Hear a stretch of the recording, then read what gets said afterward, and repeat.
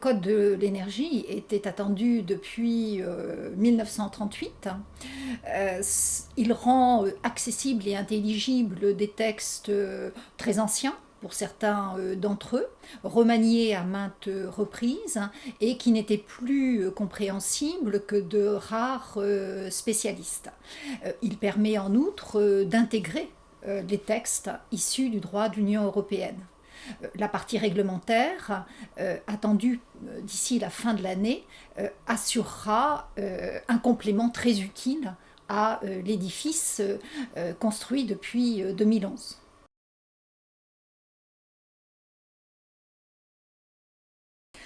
L'enjeu principal, c'est lutter contre le changement climatique dans une perspective de croissance économique. L'idée sous-jacente, c'est que lutter contre le changement climatique peut permettre, n'est pas seulement un engagement pour l'avenir, mais peut permettre de créer des emplois et créer de la croissance. Alors, comment atteindre ces objectifs?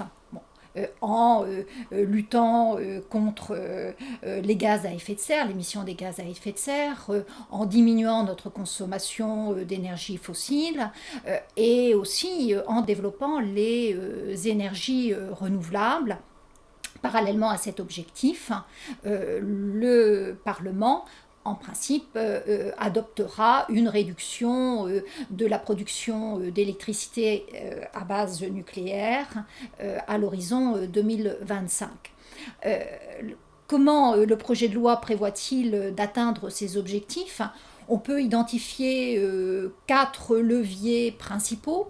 Le bâtiment, les transports propres, l'énergie circulaire et bien sûr le développement des énergies renouvelables.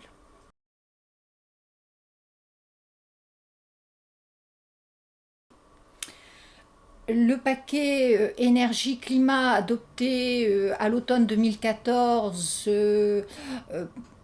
engagera à mon sens assez peu de modifications dans la mesure où la France, grâce à cette loi sur la transition énergétique, a déjà précédé en quelque sorte les évolutions européennes. En revanche, la Commission européenne nous a annoncé de profonds changements dans sa communication de février 2015 intitulée L'Union pour l'énergie.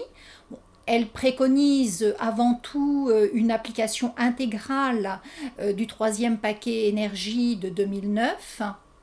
Elle considère aussi que les États doivent être plus solidaires.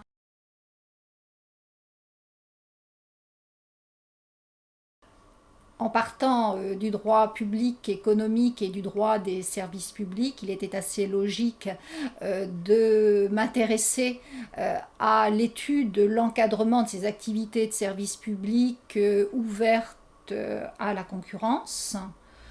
Et l'énergie est un secteur passionnant qui est au carrefour d'enjeux juridiques et économiques et qui est aussi un enjeu de société.